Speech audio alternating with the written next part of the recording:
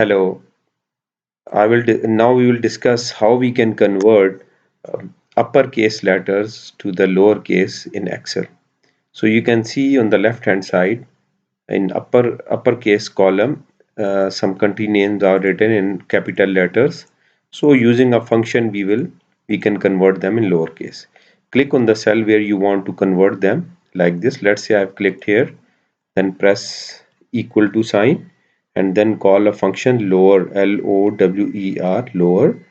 The small bracket or parenthesis starts, and the click on the word which you want to convert in lowercase. So here we want to convert Japan. So click on cell Japan like this. It is selected here. You can see lower E6 is selected. Then press enter.